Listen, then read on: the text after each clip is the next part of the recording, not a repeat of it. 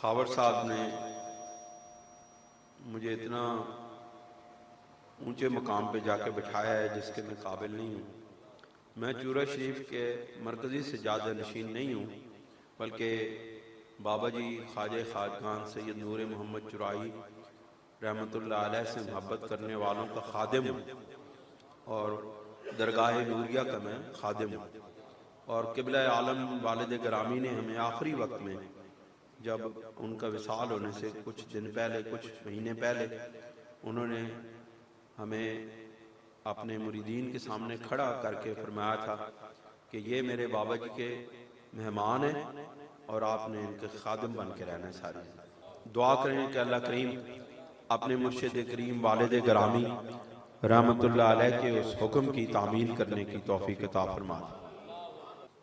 الحمدللہ نحمدہ ونستعینہ ونستغفرہ ونعوذ باللہ من شرور انفسنا ومن سیئات اعمالنا من یهده اللہ فلا مضل له ومن یضللہ فلا ہادی له ونشهد ان لا الہ الا اللہ وحدہ لا شریک له ونشهد ان محمدا عبده ورسوله اما بعد فاعوذ باللہ من الشیطان الرجیم بسم اللہ الرحمن الرحیم قل انما انا بشر مثلکم یوحى الی انما الہکم واحد صدق اللہ العظیم وصدق رسولہ النبی الکریم ونحن على ذلك لمن الشاهدين والشاكرين وقال الله تبارك وتعالى في شان حبيبه مخبرا وآمرا إن الله وملائكته يصلون على النبي يا أيها الذين آمنوا صلوا عليه وسلموا تسليما الصلاة والسلام عليك يا رسول الله وعلى آلك واصحابك يا حبيب الله۔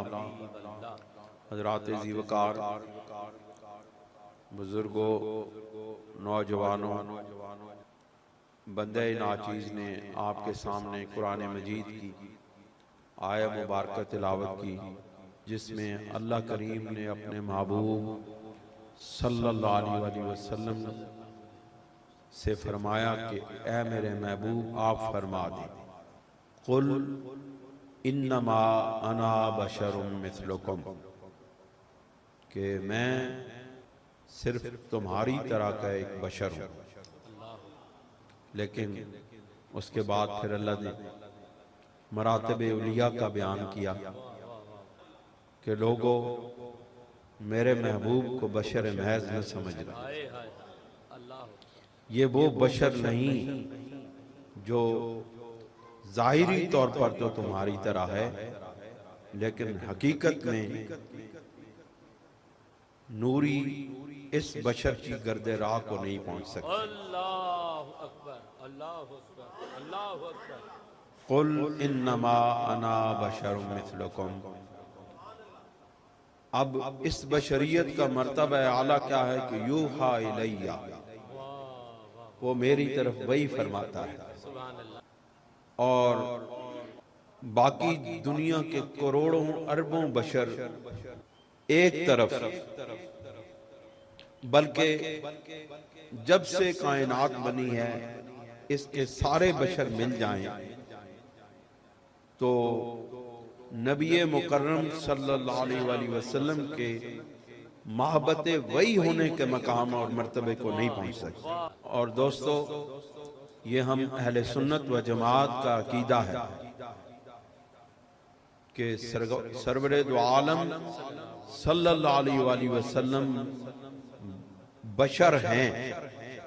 جو آپ کی بشریت کا انکار کرتا ہے وہ قرآن مجید کی آیہ مبارکہ کا انکار کرتا ہے، اور قرآن مجید کی ایک آیت کا انکار کرنے والا دائرہ اسلام سے خارج ہو جاتا ہے، وہ کافر ہو جاتا ہے۔ لیکن قرآن مجید کی آیات پر غور کرنے سے ہمیں معلوم ہوتا ہے کہ سید کونین صلی اللہ علیہ وآلہ وسلم کو اللہ رب العزت نے فرمایا کہ آپ فرما دیں کہ میں بشر ہوں۔ پورے قرآن مجید کا مطالعہ کریں، بسم اللہ الرحمن الرحیم کی با سے اور الحمدللہ کے الف سے شروع ہو کر کے والناس کی سین تک تمام قرآن مجید کا مطالعہ کریں۔ کسی ایک آیت کے اندر بھی آپ کو اللہ رب العزت کا اپنے بندوں کا حکم دینا یہ معلوم نہیں ہوگا کہ اللہ رب العزت اپنے بندوں کو کہتا ہے کہ تو میرے رسول کو اپنے جیسا بشر سمجھ۔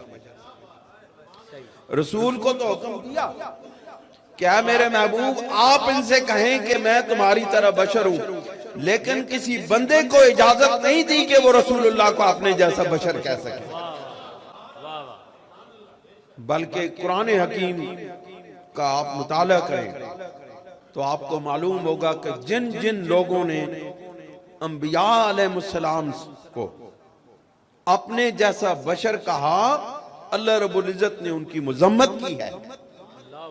میں آپ کے سامنے سورہ ابراہیم کی آیت نمبر 10 اور 11 پیش کرنا چاہتا ہوں اپنے اس بات کے ثبوت میں کہ جب عاد اور سمود اور بعد کی قوموں نے انبیاء علیہ السلام کو ان کی دعوت اللہ کے جواب میں اپنے جیسا سمجھتے ہوئے کہا، قالوا ان انتم الا بشر مثلنا تريدون ان تصدونا عما كان يعبد آباؤنا فأتونا بسلطان مبین، کہ جب ان اقوام کے لوگوں نے اپنے اپنے دور کے انبیاء علیہ السلام سے کہا کہ تم تو ہماری طرح کے بشر ہو اور تم ہمیں ہمارے والدین کے ان معبودان باطلہ، وہ تو ان کے نزدیک تو معبودان حق تھے نا، ہم ان کو معبودان باطلہ کہتے ہیں،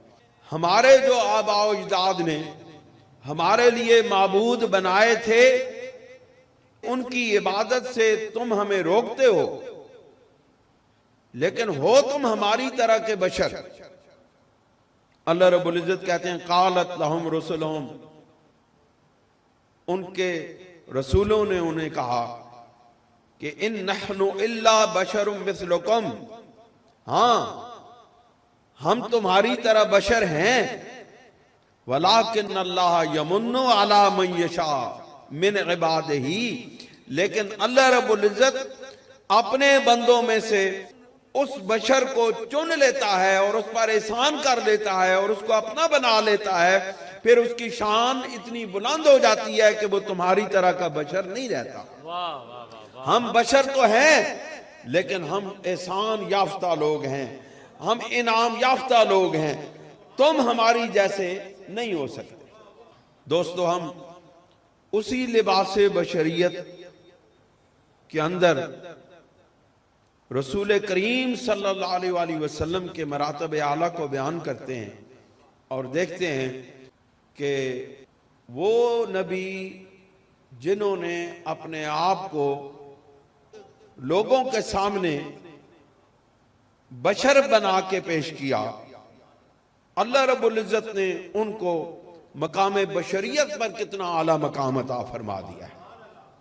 دوستو اور بزرگوں، ہم اپنے پیارے محبوب علیہ السلام کی اس بشریت کا جو عام لوگوں کی بشریت کے مطابق نہیں ہے، آج ہم اسی موضوع کو بیان کریں گے کہ ہمارے پیارے محبوب صلی اللہ علیہ وآلہ وسلم اگرچہ لباس بشر میں ہیں لیکن مقام بشریت کے اعلیٰ مرتبے پر فائز ہیں۔ جو لوگ کہتے ہیں کہ اہل سنت و جماعت رسول اللہ صلی اللہ علیہ وسلم کی بشریت کا انکار کرتے ہیں، ان کو معلوم ہونا چاہیے کہ ہم رسول اللہ کی بشریت کا انکار نہیں کرتے، ہم بشریت کا اظہار کرتے ہیں، ہم بشریت کا اقرار کرتے ہیں، لیکن بشر محض ہونے کا انکار کرتے ہیں۔ آپ بشر تو ہیں لیکن بشر محض نہیں ہیں۔ کیونکہ بشر محض ہوتا تو اللہ رب العزت اپنے قرب کے اس مقام پر نہ پہنچا۔ حضرت ابو ہریرہ رضی اللہ تعالیٰ عنہ کی روایت ہے، اور اس کو ابن حجر اسقلانی رحمۃ اللہ علیہ نے اعلیٰ صحابہ میں نقل کیا ہے۔ آپ فرماتے ہیں کہ رسول کریم صلی اللہ علیہ وسلم نے وصال کے روزے رکھنے شروع کیے۔ وصال کا روزہ یہ ہوتا ہے کہ روزہ رکھا، افطاری کی، اور پھر دوسرا روزہ شروع ہو گیا، پھر اگلے وقت میں آ کر افطاری کی، پھر اگلا روزہ شروع ہو گیا، یعنی کہ سحری درمیان سے نکل گئی، صرف افطاری۔ یہ وصال کے روزے سرور دو جہاں صلی اللہ علیہ وآلہ وسلم وصال کے روزے رکھا کرتے تھے۔ آپ کے دیکھا دیکھی، آپ کو دیکھتے ہوئے صحابہ کرام نے بھی وصال کے روزے رکھنے شروع کر دی۔ کچھ دن گزرے، کوئی صحابی ادھر پڑے ہیں، کوئی صحابی ادھر پڑے ہیں، کمزوری سے نڈھال ہو گئے ہیں، چلا نہیں جا رہا، عبادت نہیں کی جا رہی، نماز میں کھڑے ہیں تو کھڑے کھڑے گر جاتے ہیں۔ یہ حالت جس وقت رسول کریم صلی اللہ علیہ وسلم نے صحابہ کرام کی دیکھی تو آپ نے پوچھا کہ آپ نے یہ کیا کر لیا اپنے آپ کے ساتھ؟ صحابہ نے کہا یا رسول اللہ، ہم نے آپ کی اتباع کی ہے، آپ وصال کے روزے رکھنے شروع ہوئے ہیں، ہم نے بھی وصال کے روزے رکھنے شروع کر دیے ہیں۔ تو آپ صلی اللہ علیہ وسلم نے ارشاد فرمایا وَأَيُّكُمْ مِثْلِي إِنِّي أَبِيتُ يُطْعِمُنِي رَبِّي وَيَسْقِينِي، تم میں سے کون میری مثل ہے؟ سبحان اللہ۔ تم مجھ کو دیکھتے دیکھتے تم نے روزے رکھنے شروع کر دیے وصال کے، پہلے اپنے آپ کو اس مقام پر تو لے کے جاؤ کہ جہاں پہ وصال کے روزے رکھے جاتے ہیں۔ انی ابیت یطعمنی ربی، میں اپنے رب کے پاس وقت گزارتا ہوں۔ یہ جو وصال کے روزے ہیں یہ مجھے وہ معراج عطا کرتے ہیں کہ ہوتے تو میں روزے میں ہوں لیکن میں ہوتا رب کے پاس ہوں، وہاں سے مجھے وہ کھلاتا ہے اور وہ پلاتا ہے۔ میرے والد گرامی رحمت اللہ علیہ، میں پہلے یہ واقعہ سنا چکا ہوں لیکن اس کے ساتھ چونکہ مطابقت رکھتا ہے میں آپ کو سناتا ہوں۔ درویش خدا مست تھے، دنیا کی طرف آنکھ اٹھا کے نہیں دیکھا۔ بڑے بڑے امیر لوگ آپ کے پاس آتے تھے، آپ ان کو دوسرے پیروں کے پاس بھیج دیتے تھے۔ میں نے ایک دن پوچھا کہ آپ اتنے بڑے متمول لوگوں کو اپنے پاس کیوں نہیں آنے دیتے؟ جو امیر لوگ بڑی بڑی کاروں پر، بڑی بڑی گاڑیوں پر آتے ہیں، آپ ان کو اگلے پیروں کے پاس بھیج دیتے ہیں، دوسرے پیروں کے پاس بھیج دیتے ہیں۔ فرمانے لگے یہ جو بڑے لوگ ہوتے ہیں نا، ان کی ڈیمانڈیں بھی بڑی ہوتی ہیں۔ اگر میں ان کو اپنے مرید کر لوں تو کل یہ میرے پاس آئیں گے، مجھ سے الگ کمرے مانگیں گے اور مجھ سے الگ کھانے مانگیں گے، الگ لنگر مانگیں گے۔ آپ فرمانے لگے یہ میں نہیں کر سکتا۔ اس لیے ساری زندگی فقراء کے ساتھ محبت میں گزار دی، ساری زندگی غرباء کے ساتھ محبت میں گزار دی۔ مسکینوں کو اپنے پاس بٹھا لیتے تھے، امیروں کو آگے بھیج دیتے تھے۔ وہ جس وقت اپنی زندگی کے آخری ایام میں تھے، آپ کو جگر کا کینسر تھا اور آپ کا کھانا پینا ترک ہو گیا، ختم ہو گیا، تو آپ صرف ایک کپ چائے سے روزہ رکھتے، آخری جگر کے انتہائی آخری سٹیج پر۔ آپ نے فروری میں آپ کا انتقال ہوا، دسمبر میں روزے تھے، آپ نے وہ سارے روزے رکھے اور صرف ایک کپ چائے پہ۔ میری ہمشیرہ نے ان سے ایک دن پوچھ لیا کہ ابا جی آپ سارا دن روزے کے ساتھ رہتے ہیں اور آپ افطاری بھی نہیں کرتے، ایک کپ چائے پیتے ہیں اور پھر ایک کپ چائے سحری کے وقت پیتے ہیں، آپ یہ کس طرح برداشت کر سکتے ہیں؟ جبکہ بندے کو بھوک لگتی ہے، بندے کو پیاس لگتی ہے، روزہ رکھتے ہیں. آپ نے بڑی خوبصورت انداز میں جواب دیا. آپ فرمانے لگے کہ بیٹا جو بیمار ہوتا ہے نا وہ اپنے رب کے پاس ہوتا ہے، وہ اسے کھلاتا بھی ہے اور اس کو پلاتا بھی ہے. ایوکم مثلی، اے صحابہ تم میں سے کوئی ایک بندہ بھی مجھے بتائے کہ وہ میری مثل ہے. اب صحابہ میں سے اگر رسول اللہ صلی اللہ علیہ وسلم کو کسی نے عدم محض بشر سمجھا ہوتا تو کوئی پکار اٹھتا صدیق اکبر، عمر فاروق، عثمان غنی، علی المرتضی جیسے عظیم الشان ہستیوں میں سے کسی ایک نے تو کہا ہوتا یا رسول اللہ میں آپ کی طرح ہوں. کسی ایک نے بھی نہیں کہا کہ یا رسول اللہ ہم آپ کی طرح کے بشر ہیں. اس کا مطلب ہے کہ صحابہ کا بھی یہ عقیدہ ہے کہ حضور نبی کریم علیہ السلام لباس بشر میں ہیں لیکن ہماری طرح کے بشر میں نہیں ہے. ہمارا بشر ہونا اور ہے، رسول اللہ کا بشر ہونا اور ہے. سرکار نے خود فرما دیا، سرکار نے اپنی اس حقیقت کو بیان فرمایا. آپ فرماتے ہیں اِنَّا معاشر الانبیاء، بے شک ہم جو انبیاء کا گروہ ہے، وَبُنِيَتْ أَجْسَادُنَا عَلَىٰ أَرْوَاحِ أَهْلِ الْجَنَّةِ، ہمارے جسم جنت کی مٹی سے بنائے گئے ہیں. اِنَّا مُعَاشِرُ الْأَنْبِيَاء، لوگو ہم تمہاری طرح کے بشر نہیں ہیں، تمہارا جسم اس مٹی سے بنایا گیا ہے، ہمارا جسم جنت کی مٹی سے بنایا گیا. سبحان اللہ. جو جسم ہی جنت کی مٹی سے بنائے گئے ہوں ان کا اس دنیا کی زمین کی مٹی سے بنائی ہوئے اجسام سے کیا مقابلہ. دوستو میں مختصراً عرض کرتے ہوئے آگے بڑھتا ہوں کہ وہ جسم اطہر جو لباس بشر میں ہے اس کا عام بشر سے کتنا مقام اور مرتبہ بلند ہے اور کتنا فرق ہے ہمارے جسم میں اور سرکار کے جسم میں. میں آپ کے سامنے حضرت جابر بن سمرہ رضی اللہ تعالیٰ عنہ کی ایک حدیث پاک بیان کرتا ہوں. آپ فرماتے ہیں ان رسول اللہ صلی اللہ علیہ وسلم مسح خدہ.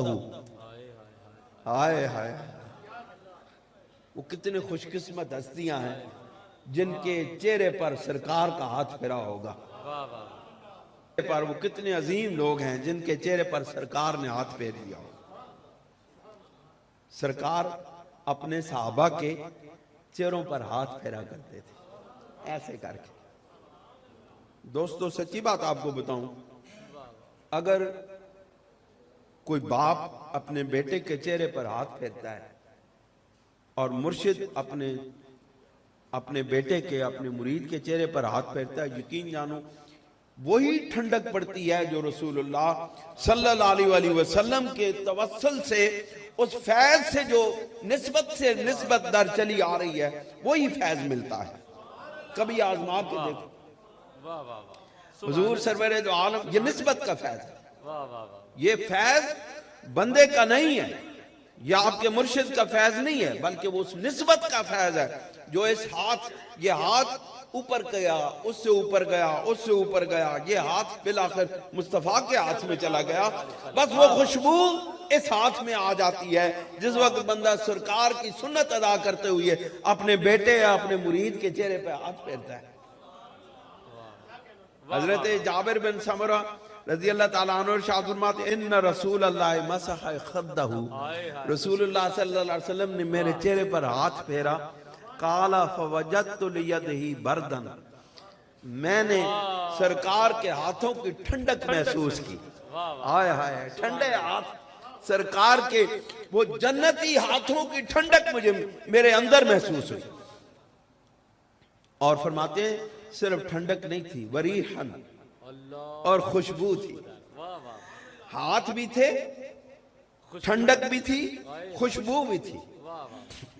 کانما اخرجہا من جوفت التار، مجھے ایسے محسوس ہوتا تھا جیسے سرکار نے ابھی اپنے ہاتھ کو اتار کی صندوقچی سے نکال لیا. وہ ہاتھ صحابی کے چہرے پر لگا، اس ہاتھ کی ٹھنڈک وہ روحانیت والی ٹھنڈک، وہ ایمان عطا کرنے والی ٹھنڈک اس صحابی نے اپنے قلب میں محسوس کی۔ اس کا مطلب ہے سرکار کا ہاتھ جس چہرے پر لگ جائے اس کا قلب ایمان سے منور ہو جاتا ہے، ایمان سے روشن ہو جاتا ہے۔ سبحان اللہ۔ خوشبو سی پھوٹتی ہے، چمکتا ہے نور سا شاید۔ واہ خوشبو سی پھوٹتی ہے، چمکتا ہے نور سا شاید، کسی کے ناز میں گوندی گئی ہے خاک۔ یہ جو خاک ہے نا، یہ جو چہرے پر لگی ہے نا، یہ کسی کے ناز میں، یہ اسی کے ناز میں گوندی گئی ہے خاک، یہ اس رب ذوالجلال کے ناز میں گوندی گئی ہے۔ سبحان اللہ۔ بات یہ ہے کہ کوئی لوگ یہ کہہ سکتے ہیں کہ سرکار دو جہاں صلی اللہ علیہ وسلم نے خوشبو لگائی ہوگی، ہاتھ پہ صحیح۔ خوشبو لگائی ہوگی، اس لیے حضرت جابر بن سمرہ کو وہ خوشبو اور ٹھنڈک محسوس ہوئی ہوگی۔ صحیح۔ لیکن دوستو، میں آپ کے سامنے آپ کے خادم سید کونین صلی اللہ علیہ وسلم کے خادم سیدنا انس بن مالک کی بات، ان کا ارشاد پیش کرتا ہوں۔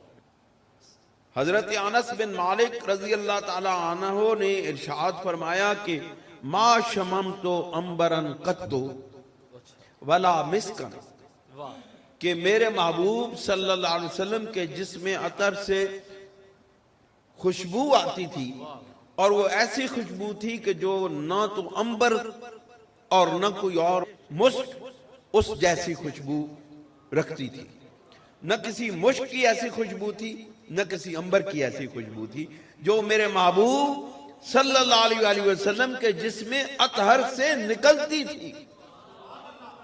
سبحان اللہ۔ ولا شیئن اطیب من ریح رسول اللہ صلی اللہ علیہ وسلم، کہ کوئی اور چیز، نہ مشک نہ عنبر نہ کوئی اور چیز اتنی خوشبودار تھی جتنی میرے رسول اللہ صلی اللہ علیہ وسلم کے جسم اطہر سے نکلنے والی ہوا کی خوشبو تھی۔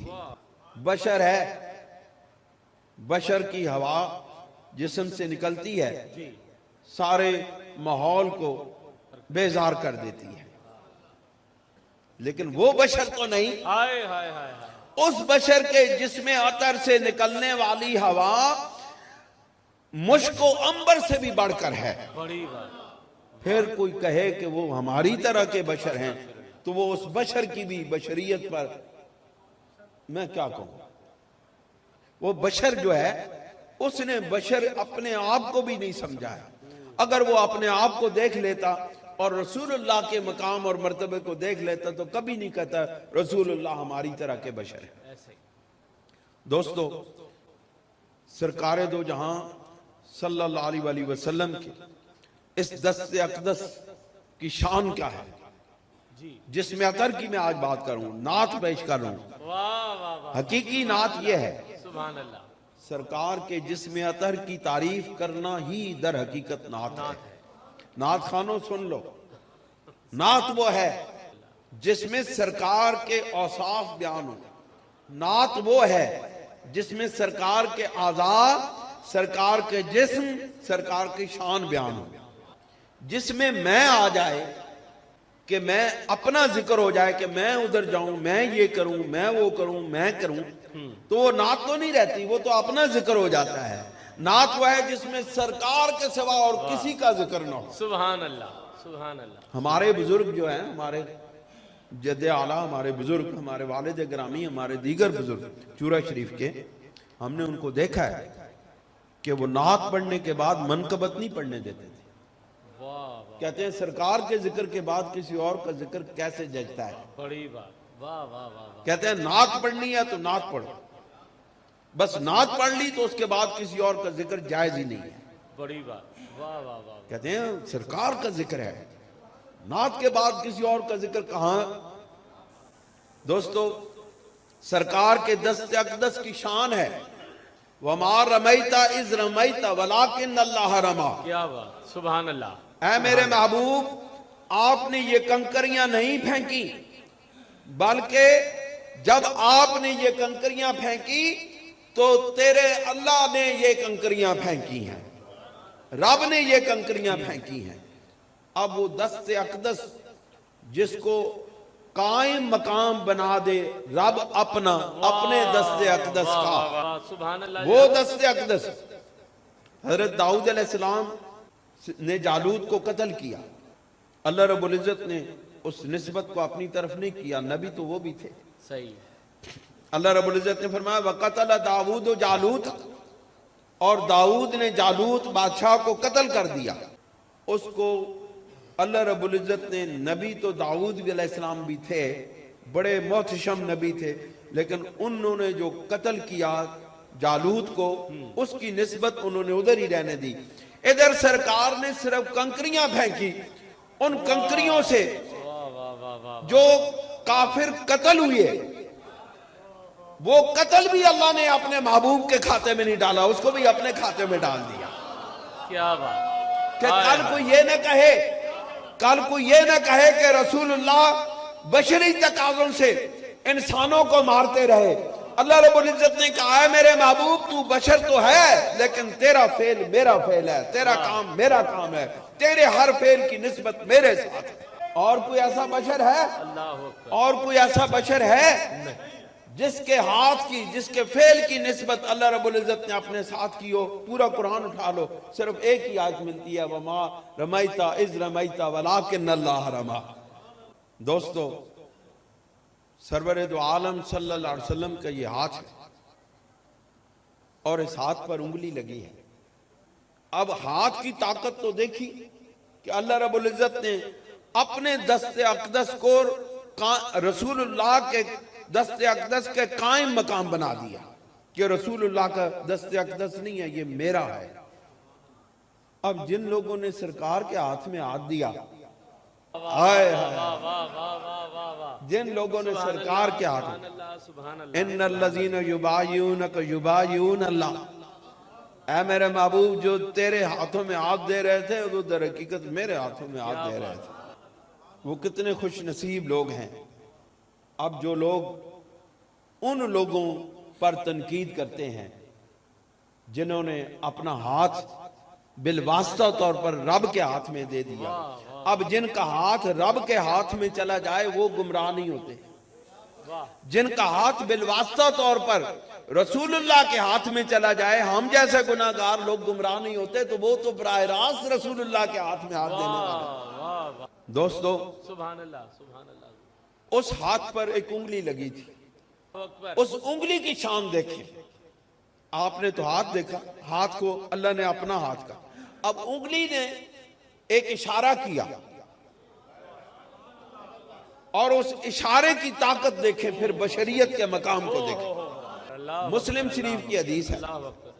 حضرت عبداللہ ابن مسعود رضی اللہ تعالیٰ عنہ کی روایت ہے. آپ فرماتے ہیں قالن شق القمر علی عہد رسول اللہ صلی اللہ علیہ وسلم، کہ رسول اللہ صلی اللہ علیہ وسلم کے دور میں چاند دو ٹکڑے ہوا. فلقتین فستر الجبل فلقتن وقانت فلقتن فوق الجبل، کہ رسول اللہ صلی اللہ علیہ وسلم نے اس طرح اشارہ کیا، چاند کے دو ٹکڑے ہو گئے، چاند اتر کے سرکار کے قدموں میں آ گرا. اس نے سمجھا ہوگا کہ رسول اللہ نے ہمیں بلایا ہے. رسول اللہ نے یوں کیا، اس کے دو ٹکڑے ہوئے، ایک ٹکڑا آ کے سرکار کے قدموں پہ آ گرا، اور اس نے جس پہاڑی پر آپ کھڑے، جبل ابو قبیس پہ کھڑے تھے، اس کو ڈھانپ لیا. فقال رسول اللہ صلی اللہ علیہ وسلم اللہم اشہد، اے رب ذوالجلال تو گواہ رہنا. کیوں کہا؟ لوگوں کو کیوں نے کہا جنہوں نے دیکھا تھا؟ تم گواہ رہنا. اللہ رب العزت کو کہا اللہم اشہد، اللہ تو گواہ رہنا کہ میں نے تیرے چاند کے دو ٹکڑے کر دیے. میں نے تیرے چاند کے دو ٹکڑے کر دیے، تو گواہ رہنا. ان کی گواہی کی مجھے ضرورت نہیں ہے، تو گواہ رہنا. اور اس گواہی کی، اس رب ذوالجلال کی گواہی کی تاثیر یہ ہے کہ آج بھی کروڑوں اربوں لوگ رسول اللہ کے اس معجزے کا اقرار کرتے ہیں. ہو سکتا ہے کہ اس وقت کے لوگ گواہ ہوتے، تو ان کی گواہی اس وقت ختم ہو جاتی، لیکن گواہ اللہ کو بنایا کہ قیامت تک لوگ میرے اس معجزے کی گواہی دیتے رہیں گے۔ سبحان اللہ۔ اب دوستو اس انگلی کا ایک اور معجزہ آپ کے سامنے پیش کرتا ہوں۔ حضرت جابر بن عبداللہ رضی اللہ تعالیٰ عنہ سے روایت ہے اور مسلم شریف کی روایت ہے۔ آپ فرماتے ہیں کہ ہم ایک سفر پر تھے، پانی ختم ہو گیا، لوگوں نے وضو کرنا تھا، نماز کا وقت ہوا، کہا گیا کہ وضو کرو لوگوں، وضو کرو، لوگوں کے پاس پانی نہیں تھا۔ حضرت جابر بن عبداللہ رضی اللہ تعالیٰ عنہ ارشاد فرماتے ہیں میں نے آ کے سرکار دو جہاں صلی اللہ علیہ وسلم کی بارگاہ میں عرض کیا یا رسول اللہ ہزاروں لوگ ہیں، پانی نہیں ہے، پانی ختم ہو چکا ہے۔ آپ نے فرمایا جا کے دیکھو کسی کی مشک میں 2 گھونٹ پانی ہو تو وہ بتاؤ۔ واہ۔ آپ گئے، ایک بندے کے پاس تھوڑا سا پانی تھا، آپ فرمانے لگے کہ میں نے دیکھا کہ وہ پانی اتنا کم ہے کہ اگر اس کو پیالے میں ڈالا جائے تو وہ پیالہ ہی اس کو خشک کر دے گا، اس کو پی جائے گا۔ مٹی کا پیالہ، مٹی آپ کو پتہ ہے مٹی کے پیالے میں پانی ڈالیں تو وہ جذب کر لیتا ہے۔ کہتے ہیں پھر میں نے آ کے رسول کریم صلی اللہ علیہ وسلم سے عرض کیا یا رسول اللہ پانی تو ہے لیکن اتنا کم ہے کہ اگر اس کو پیالے میں ڈالا جائے تو وہ خشک ہو جائے۔ آپ علیہ السلام نے فرمایا جابر اس کو لے آؤ۔ سرور دو جہاں صلی اللہ علیہ وسلم نے پیالہ دیا مٹی کا، ہائے ہائے۔ حضرت جابر بن عبداللہ سے کہا جابر اس کو پکڑو۔ واہ۔ کہا اب سرکار نے وہ پانی اس مشک سے خود انڈیلا، اب اس پیالے نے جذب نہیں کیا۔ واہ واہ واہ واہ۔ حضرت جابر بن عبداللہ رضی اللہ تعالیٰ عنہ ارشاد فرماتے ہیں فَأُتِيتُ بِهَا تُحْمَلُ فَوَضَعْتُهَا بَيْنَ يَدَيْهِ، میں وہ پیالہ اس میں پانی لے کر آیا اور اس پیالے میں رسول اللہ صلی اللہ علیہ وسلم نے ڈالا اور وَوَضَعْتُهَا بَيْنَ يَدَيْهِ، اور رسول اللہ صلی اللہ علیہ وسلم نے اس کو اپنے ہاتھوں میں پکڑا۔ فقال رسول اللہ صلی اللہ علیہ وسلم بِيَدِهِ فِي الْجَفْنَةِ حَقَزَا فَبَسَطَهَا وَفَرَّقَ بَيْنَ أَصَابِعِهِ۔ آپ فرماتے ہیں حضور علیہ السلام نے اس برتن میں اپنے ہاتھ کو ڈالا اور اپنی انگلیوں کو کھول دیا۔ واہ واہ واہ۔ سبحان اللہ۔ ہاتھ کو یوں رکھا، یہ برتن ہے، اس برتن میں ہاتھ رکھا اور انگلیوں کو کھول دیا۔ سرکار نے انگلیوں کو کھولا تو کیا ہوا؟ ثم وضع فی قعر الجفنۃ، اور پھر اس درمیان میں رکھا ہاتھ کو، وقال خذ یا جابرو، فرمایا جابر ہون تو اس نو پکڑ لے۔ اپنے ہاتھ میں رکھا، پکڑا، اس کے اندر پیالے میں رکھا، ہاتھ رکھا، کہا جابر اب تم پکڑ لو۔ پھر کیا ہوا؟ فصب علیہ، پھر میں نے اس کو پکڑ لیا، وقل بسم اللہ، اور رسول اللہ صلی اللہ علیہ وسلم نے بسم اللہ پڑھا۔ فصببت علیہ وقلت بسم اللہ، میں نے بھی جب پکڑا تو میں نے بھی بسم اللہ کہا۔ فرعیت الماء، پھر میں نے پانی کو دیکھا، یتفور من بین اصحاب رسول اللہ صلی اللہ علیہ وسلم، وہ فوارہ بن کے رسول اللہ کی انگلیوں سے نکل رہا۔ اللہ اللہ اکبر۔ آپ فرماتے ہیں وہ تھوڑا سا پانی جس کو رسول اللہ صلی اللہ علیہ وسلم نے پیالے میں ڈالا، اس پیالے کو اپنے ہاتھ میں رکھا، پھر اس پیالے کو میرے ہاتھ میں پکڑا کے اس میں ہاتھ رکھا اور انگلیوں کو کھول دیا، وہاں سے فوارے پھوٹ پڑے۔ اور آپ فرماتے ہیں ہزاروں لوگوں نے وہ پانی لیا، پیا بھی، وضو بھی کیا اور جمع بھی کر لیا۔ یہ ہے مقام بشریت، سبحان اللہ۔ رسول اللہ کا یہ ہے مقام بشریت۔ واہ واہ۔ دوستو اب ہاتھ کی بات ہے تو اب آنکھ کی بات ہو جائے۔ سبحان اللہ۔ جس طرف چشم رحمت کے اشارے ہو گئے، جتنے ذرے سامنے آئے ستارے ہو گئے، سارے ہو گئے۔ وہ آنکھ جس کے بارے میں رب ذوالجلال نے فرمایا ما زاغ البصر وما طغى، اس آنکھ نے جب اپنے رب کا نظارہ کیا تو وہ نہ بھٹکی اور نہ اس نے دھوکہ کھایا، دھوکہ نہیں کھایا، جو کچھ دیکھا بس دیکھا۔ واہ واہ واہ۔ سید دو عالم صلی اللہ علیہ وسلم کی نگاہ کرم ایسی تیز تھی کہ سرکار اپنے پیچھے سے دیکھ لیتے تھے. ہم سامنے دیکھتے ہیں تو سامنے بھی ایک حد ہے، اس تک جاتے ہیں، اس سے پیچھے ہم نہیں دیکھ سکتے. یہ طبرانی کی حدیث ہے اور انہوں نے اس کو الاوسط میں لکھا ہے. آپ فرماتے ہیں کہ سیدنا انس بن مالک رضی اللہ تعالیٰ عنہ ارشاد فرماتے ہیں کہ ایک مرتبہ جماعت کھڑی تھی تو رسول اللہ صلی اللہ علیہ وسلم نے ارشاد فرمایا استووا مرتین انی اراکم من خلفی.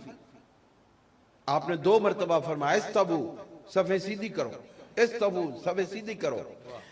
صفیں سیدھی کرنے کا حکم دینے کے بعد ارشاد فرمایا انی اراکم من خلفی، میں تمہیں اپنے پیچھے سے بھی دیکھ لیتا ہوں.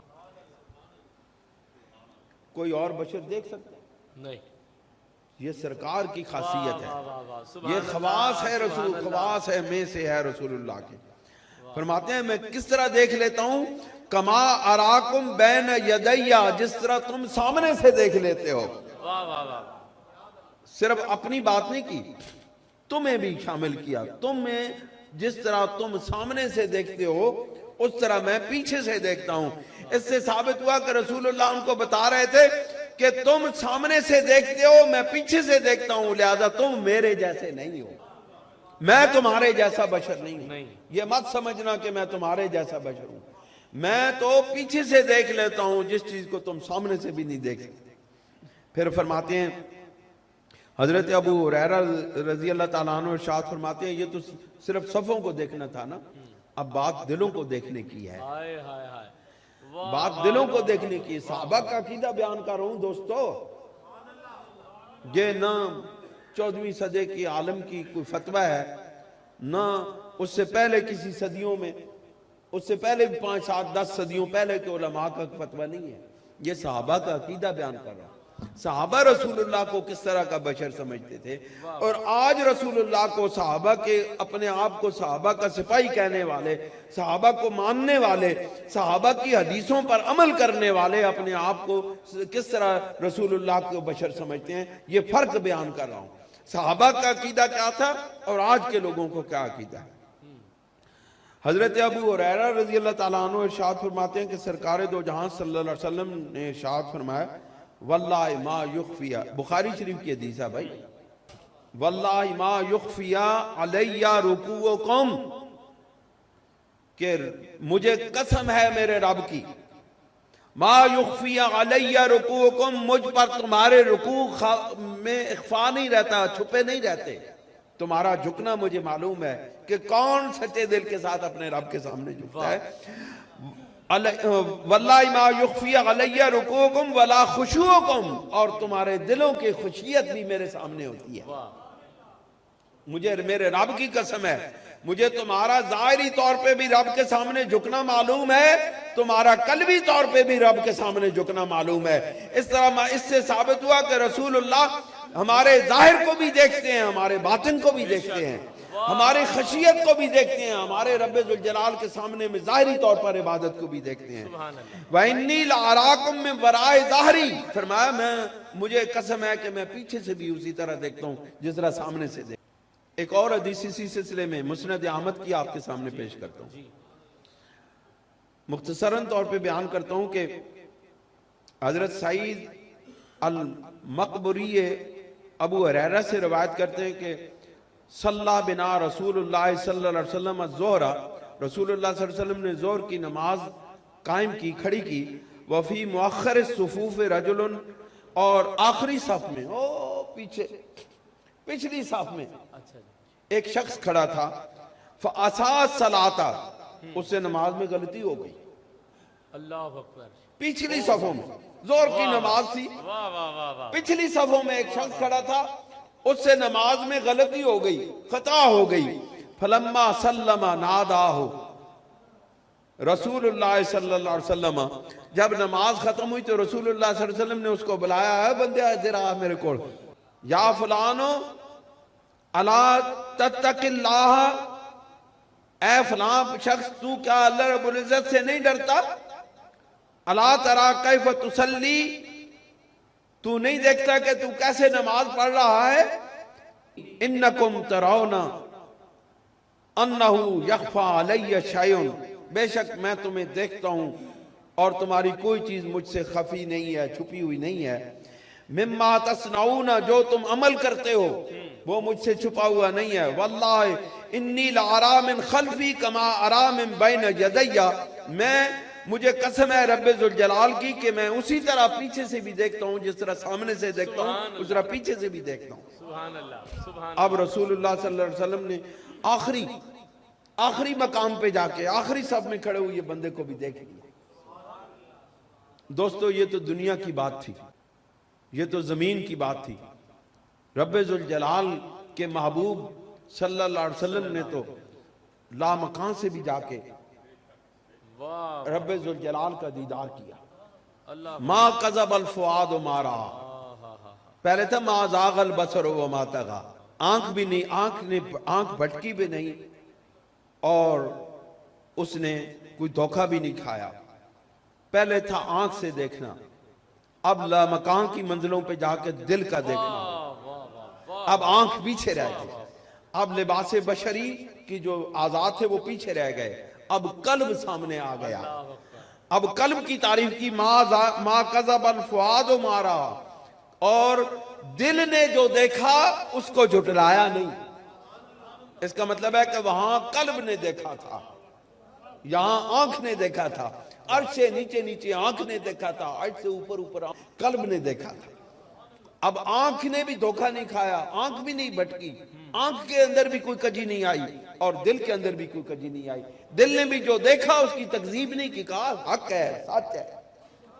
मैं आपके सामने सहाबा का अकीदा पेश करूंगा ना, तो ऐसे छोड़ता नहीं हूं आपको। दोस्तों, बुखारी शरीफ की हदीस है हजरत अनस बिन मालिक की। जो लोग कहते हैं ना रसूलुल्लाह सल्लल्लाहु अलैहि वसल्लम ने ख्वाब में सैर की, ख्वाब में मेराज जो है ये ख्वाब में हुआ। बहुत सारे लोगों का अकीदा है, लोग इस पर जोर देते हैं कि रसूलुल्लाह सल्लल्लाहु अलैहि वसल्लम को जो मेराज हुई ये ख्वाब में हुई। लेकिन इमाम बुखारी रहमतुल्लाह अलैह ने जो हदीस बयान की उनके इस अकीदे की नफी करती है, जड़ काटती है। हजरत अनस बिन मालिक से रवायत है, हत्ता जा सिदरतुल मुंतहा, जिस वक्त रसूलुल्लाह सल्लल्लाहु अलैहि वसल्लम सिदरतुल मुंतहा तक पहुंचे, वदनल जब्बार रब्बुल इज्जत, और वो अपने रब्बे जुल जलाल के करीब हुए। लोग कहते हैं जिब्राइल को देखा, इमाम बुखारी कहते हैं रब के करीब हुए। अब किसका अकीदा मानोगे, सहाबा का, इमाम बुखारी ने जो बयान किया वो, या आज के जो उलमा करते हैं वो? सुनो, फिर मुगालते पैदा हो जाते हैं। दोस्तों सुनो, इमाम बुखारी रहमतुल्लाह अलैह की रिवायत याद रखा करो, ये अकीदे और ये बातें। आप फरमाते हैं हत्ता जा सिदरतुल मुंतहा, जिस वक्त रसूलुल्लाह सिदरतुल मुंतहा तक पहुंचे, वदनल जब्बार रब्बुल इज्जत, और रब्बुल इज्जत के करीब हुए। यहां जिब्राइल कहां है? जिब्राइल तो थे ही नहीं, यहां तो वदनल जब्बार रब्बुल इज्जत, और अल्लाह रब्बुल इज्जत के करीब हुए। फतदल्ला, फिर और करीब हुए। हत्ता काना मिन हो, फिर उससे इतना रह गए, काबा कौसैन अवादना, दो कमानों का फासला रह गया या उससे भी कम। फौखल्लाह फीमा औखा, फिर अल्लाह रब्बुल इज्जत ने जो चाहा अपने महबूब को वो वही अता फरमा दी। अब किसका अकीदा हुआ? सहाबा का। सहाबा का। इमाम बुखारी ने बयान किया कि वो ख्वाब में नहीं थी, वो जिसमें अथर अल्लाह रब्बुल इज्जत के करीब हुआ था, और जिब्राइल नहीं था, रब्बे जुल जलाल था। याद रहेगा अकीदा। वाह वाह वाह, सुभान अल्लाह। अल्लाह के फजल से हम अहले सुन्नत व जमात के साथ तकलीदी तौर पर वाबस्ता नहीं है, हम हकीकी तौर पर वाबस्ता। वाह वाह, सुभान अल्लाह, सुभान अल्लाह। अगर हमें कुरान और हदीस से इस बात की दलील न मिलती अहले सुन्नत व जमात के अकीदे की, हम कभी इसको कबूल न करते। हम हकीकतों को मानने वाले हैं, तकलीदों और रस्मों को तस्लीम करने वाले नहीं हैं। हमने तकलीद की है तो हकीकत की तकलीद की है, हमने सुनी सुनाई बातों पर यकीन नहीं किया, ہم نے حقیقت پر یقین کیا، آنکھوں سے دیکھ کے یقین کیا، علم سے معلوم کر کے یقین کیا۔ واہ اس لیے ہم جو بات کرتے ہیں یقین کے ساتھ کرتے ہیں، سبحان اللہ، کبھی لوز بات نہیں کی، کبھی ایسی بات نہیں کی کہ جو کل پچھتانا پڑے۔ بڑی بات، جب بھی بات کرتے ہیں حق کی کرتے ہیں اور سچ کی کرتے ہیں اور اس پر قائم بھی رہتے ہیں۔ ماشاءاللہ ماشاءاللہ، کمزور بات کرنے والے اپنی بات کو ڈائیورٹ کرتے ہیں، صحیح، ہم مضبوط دلائل کے ساتھ بات کرتے ہیں، احادیث کے دلائل کے ساتھ، قرآن کے دلائل کے ساتھ۔ لہذا ہمیں اس حقیقت کو معلوم کیا ہے، ہم نے خود تحقیق کر کے اس حقیقت کو معلوم کیا ہے کہ عقیدہ اہل سنت و جماعت حق ہے۔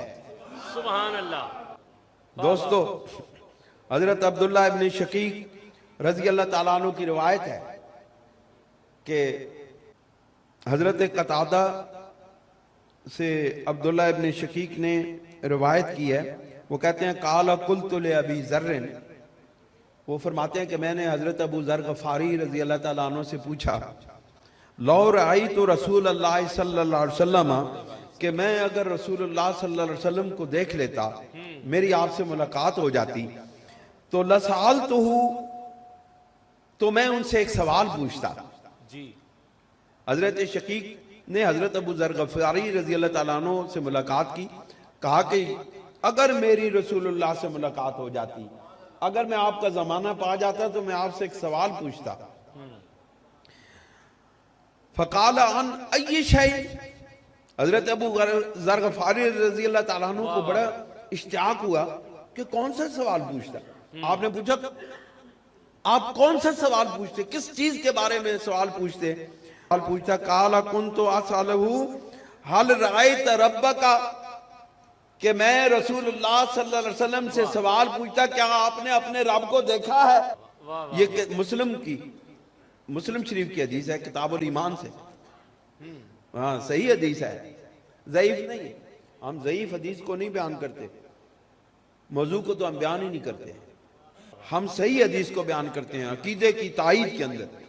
ماشاءاللہ، حضرت ابو ذر غفاری رضی اللہ تعالیٰ عنہ نے پوچھا کس بارے میں پوچھتے؟ انہوں نے کہا کہ میں رسول اللہ صلی اللہ علیہ وسلم سے پوچھتا حل رأیت ربک، کیا آپ نے اپنے رب کو دیکھا ہے؟ قال ابو ذر قد سألتو، حضرت ابو ذر غفاری رضی اللہ تعالیٰ نے پوچھے تحقیق یہ بات تو میں پوچھ چکا ہوں رسول اللہ سے۔ اللہ، فقال، کہتے ہیں میں نے جب رسول اللہ سے پوچھا کہ کیا آپ نے اپنے رب کو دیکھا، واہ واہ واہ، تو رسول اللہ صلی اللہ علیہ وسلم نے فرمایا رأیت نوراً، میں نے اس کو نور کی حالت میں دیکھا۔ دوستو، میں اور آپ اگر کسی جگہ تھوک دیں تو جراثیم پیدا ہوتے ہیں، گندگی پھیلتی ہے، تعفن پھیلتا ہے۔ عام بشر اور جگہ جگہ لکھا ہوتا ہے، خاص طور پر یورپی ممالک میں کہ ڈونٹ اسپیٹ ایوری ویئر، کہ ہر جگہ مت تھوکو، لیکن ساڑھے بندے ہر صاف جگہ تے تھوک دیں۔ وہ سرکار جو ہمیں پاکیزگی عطا کرنے آئے، ان کی امت ہو کر کے ہم گندگی پھیلاتے ہیں، ہمارے گھروں کے ارد گرد گندگی پھیلی ہوتی ہے، ہماری سڑکوں پر گندگی پھیلی ہوتی ہے، ہمارے محلوں کے اندر گندگی پھیلی ہوتی ہے، ہمارے گھروں کے اندر گندگی پھیلی ہوتی ہے۔ رسول اللہ کی امت تو یہ نہ تھی، سرکار تو اپنے گھر کو خود صاف کیا کرتے تھے، واہ واہ واہ، اللہ اکبر، سرکار اپنے کپڑوں کو خود صاف کیا کرتے تھے، حالانکہ وہ کپڑے کبھی میلے ہی نہیں ہوئے، ہم ان کے کپڑوں کو میلا نہیں کہہ سکتے، کبھی بھی سرکار کے کپڑوں کو میلا نہ کہو، وہ میلے تھے ہی نہیں، واہ واہ واہ، بس وہ دھونے کے قابل ہو جاتے تھے، رسول اللہ ان کو دھو لیا کرتے تھے، میلے نہیں ہوتے تھے، میلے نہیں ہوتے تھے، سرکار اس کو دھو لیا کرتے تھے، سبحان اللہ، سبحان جب وہ دھونے کے قابل ہو جاتے دھو لیا کرتے تھے، وہ میلے نہیں ہوتے تھے۔ میلا بدن تو اس کا، میلے کپڑے اس کے ہوتے ہیں جس کا بدن میلا ہو، جس کا بدن ہی جنت کی کیاریوں سے بنا ہو، وہ کب میلا ہوتا ہے؟ واہ واہ، آج سمجھ آیا مقام بشریت؟ یہ ہے مقام بشریت رسول اللہ کا۔ دوستو، سید عائشہ صدیقہ رضی اللہ تعالیٰ عنہ ارشاد فرماتی ہیں، مسلم شریف کی حدیث ہے باب السلام سے، سرکار دو جہاں صلی اللہ علیہ وسلم سے روایت کرتی ہیں کہ جب آپ فرماتی ہیں کہ جب کوئی شخص بیمار پڑتا تو حضور نبی کریم علیہ الصلوۃ والسلام مٹی میں اپنا لعاب دہن ملاتے اور اس پر لگا دیتے. اور یہ حدیث پاک حضرت عائشہ صدیقہ رضی اللہ تعالیٰ عنہ سے مروی ہے. آپ فرماتی ہیں کہ کان اذا اشتکا الانسان الشیء منہ او کانت به کرہۃ او جرح، کہ جب کبھی کوئی شخص بیمار ہو جاتا یا اس کو کوئی زخم ہو جاتا یا اس کو کوئی جسم میں بیماری لگ جاتی تو کیا ہوتا؟ قال النبی صلی اللہ علیہ وسلم، تو رسول اللہ صلی اللہ علیہ وسلم سے وہ بات کرتا ہے، سرکار سے، سرکار فرماتے یا ارشاد فرماتے، پڑھتے، لیکن پڑھتے ہوئے کیا فرماتے؟ بِإِصْبَعِهِ هَكَذَا وَوَضَعَ سُفْيَانُ صَبَابَتَهُ بِالْأَرْضِ. حضرت سفیان اس حدیث کو بیان کرتے ہوئے حضرت عائشہ صدیقہ سے جو مروی ہے، آپ نے بالکل وہی طریقہ بتایا کہ رسول اللہ کس طرح مٹی پر انگلی رکھتے. آپ فرماتے سفیان، حضرت سفیان یہ حدیث بیان کرتے ہوئے فرماتے ہیں رسول اللہ صلی اللہ علیہ وسلم مٹی پر اپنا لعاب دہن لگا کے یوں کر کے اپنی اس مٹی پر، کون سی مٹی؟ وہ مٹی جو قباء کے مقام پر ہے، اچھا، جہاں سرکار پہلے تشریف لے گئے. کہتے ہیں وہاں کی جو مٹی تھی اس پر سرور دو عالم، اس کو ہی ہم خاک شفا کہتے ہیں، جس پر اب گندگی ڈال دی گئی ہے. یہ مسلمان بھی عجیب شے ہے، جس کو رسول اللہ نے خاک شفا کہا ہے اس کو آج مسلمانوں نے گندگی کا ڈھیر بنا دیا ہے.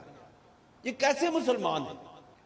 حضرت عائشہ صدیقہ رضی اللہ تعالیٰ عنہ کی یہ حدیث پاک ہے مسلم شریف میں، اور حضرت سفیان نے اس کو روایت کیا ہے. حضرت سفیان فرماتے ہیں رسول اللہ صلی اللہ علیہ وسلم اپنا لعاب دہن انگلی پر لگا کر، سبابہ انگلی پر، شہادت کی انگلی پر اپنا لعاب دہن لگا کے ہماری اس مٹی پر یوں کر کے رگڑتے، تو پھر کیا کہتے؟ ثم رفع، پھر اس کو اٹھا دیتے، بسم اللہ تربت ارضنا، پھر فرماتے بسم اللہ تربت ارضنا بریقۃ، کہ ہماری اس مٹی، ہماری اس زمین کی یہ مٹی کہ اللہ رب العزت دفیہ بنا دے بعدنا، ہمارے لیے، ہم میں سے بعض کے لیے، لیشفع بہ، اور اس کو شفا بنا دے. اس لیے ہم اس کو خاک شفا کہتے ہیں. لیشفع بہ سقیمنا باذن ربنا، اور اس کو ہمارے بیماروں کے لیے شفا بنا دے. یہ ہماری مٹی ہمارے بیماروں کے لیے شفا بن جائے. اللہ رب العزت ہمیں حضور سرور دو عالم صلی اللہ علیہ وسلم کے مقام اور مراتب کو سمجھنے کی توفیق عطا فرمائے، اور آپ کے مقام بشریت کو سمجھنے کی توفیق عطا فرمائے. ربنا تقبل منا انک انت السمیع العلیم وتب علینا انک انت التواب الرحیم برحمتک یا ارحم الراحمین.